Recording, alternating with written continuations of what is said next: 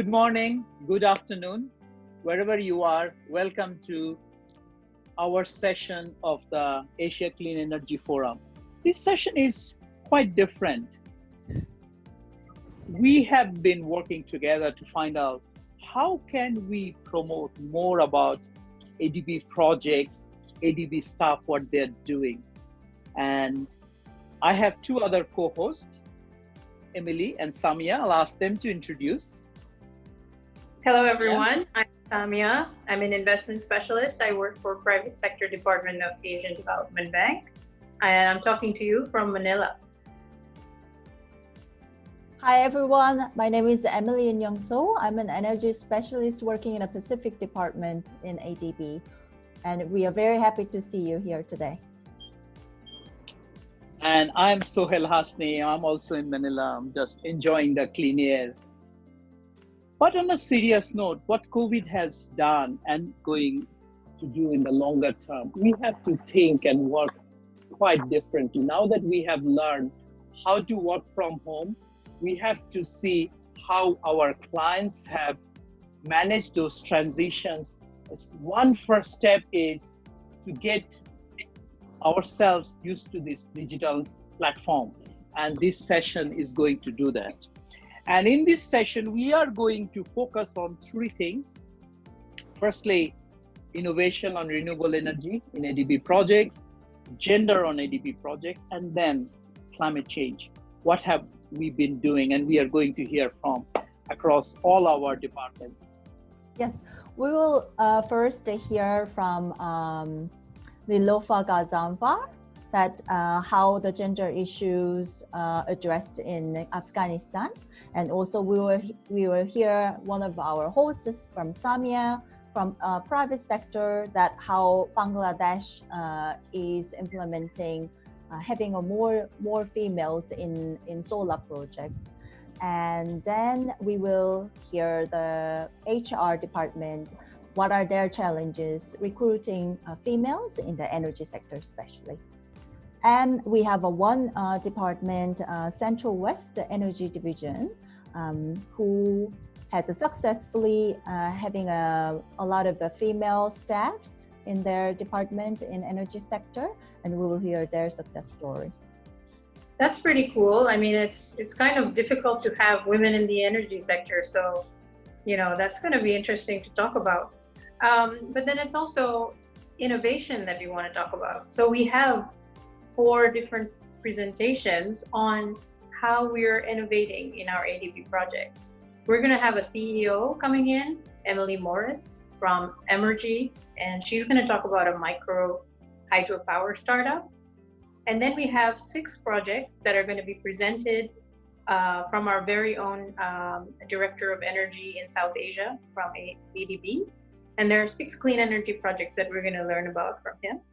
And then we have Shazia Khan, American-born Pakistani. She's going to be presenting. She's the executive director of Eco Energy Finance, and she's going to be presenting what she's been doing on innovation. And then we have a project, a Cambodia solar project, which we are doing financing. This is an innovative financing that we are doing in our Southeast Asia department. And we're going to have Pradeep Tarakan presenting that one. And then what about climate change? So, right? Yes, of course. Before we go into climate change, one other thing I want to also highlight that this whole session, and thanks to you too, we have representations, very powerful young CEOs, women CEOs. I'm really looking forward to listen to that. You want to highlight one person that you mentioned? We are going to hear from a high-profile CEO from Afghanistan, Niloufar Ghazanfar. Samia? Actually, yeah, she's a client of mine. We're doing a project in Afghanistan where she is one of the only powerful women from Afghanistan representing the whole country, and she's like a trailblazer. And you'll never guess how old she is. She is probably younger than most people in boardrooms. Yes, but I don't think she will have the crown in our presentation today in terms of how young. I have 2 teenagers. They are going to give us a message on climate change, how they are thinking about climate change beyond COVID, because it's a bigger challenge. Their combined age, I think, still below 30. So they are going to talk about that. And then once we get messages from future, if you like, we are also going to discuss how our Pacific department looking at climate change issues. So a lot of exciting stuff coming up. Now, Emily, you were saying earlier that when you were a new staff in the bank, you had a lot of challenges understanding the bank work. You want to expand a bit more? Yes, I think for a newcomer, it was quite difficult to understand what are the procedures and processes that ADB is going through from the beginning of the project start until the approval. So I would be very interested in hear Sohail's explanation to simplified version of giving an overview of the lifetime of ADB project. You're giving all the secrets away. Yes, what I plan to do, three of us, we represent just the tip of the iceberg. Because there are a lot more people that are involved in doing any project. So I will like to take you through a journey, one of my projects. Who are the people that are involved? So let's start on that session. Thank you. See you back. Thank you.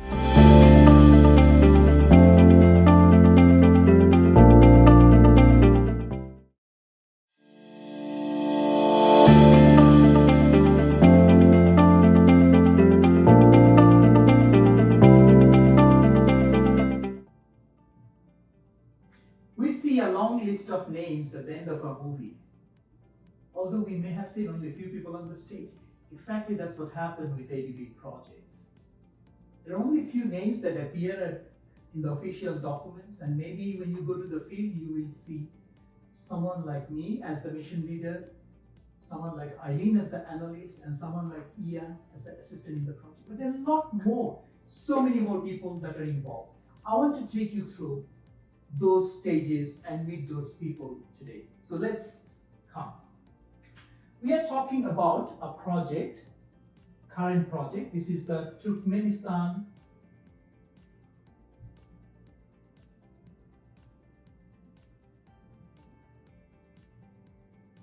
Power Sector Development Project.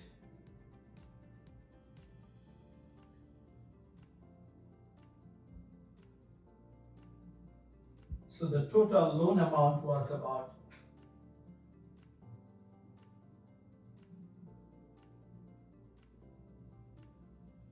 $500 million. Let me draw a very big circle. So we start on a project with what we call idea. So then we go and check with the client what we call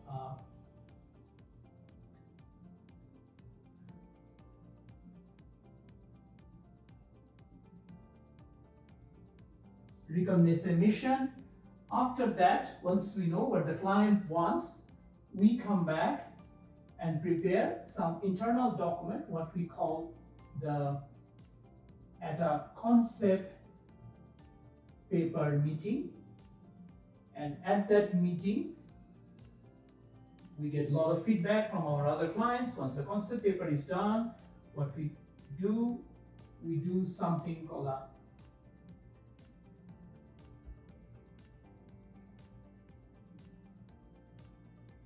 fact-finding mission, and we go in the field, find more about the project. Once we done the fact-finding, we come back, and internally there is a meeting called Management Review Meeting. It's quite famous, called the MRM. Once we have the MRM, basically we are authorized to go and do a loan negotiation with the client. So that means at that time, we are dictating the terms of the loan, discussing the terms. Once the loan negotiation happens, we come back and present to our board, and loan approval happens at a meeting. that is approved by our president. Once the loan approval happens, we have to have something, a formal arrangement, which is the loan signing. In parallel to all of those, we also start working with the client procurement activities. Once the procurement happens, goods are purchased, and of course, we want to disburse money. The contractor gets paid, the project will happen. So these are the different journey, if you like, in the project we take. So if we start with reconciliation, we do concept paper, we do fact finding, we do MRM, we do loan negotiation, loan approval, loan signing, procurement, and disbursement. All these stages involve many, many people. And today we are going to take you through all these stages. Interestingly enough, these two stages, what we call collectively project implementation, and the rest of it is called project processing. So please come and join me in this journey, find out how a project at ADB goes from an idea to an infrastructure on the ground.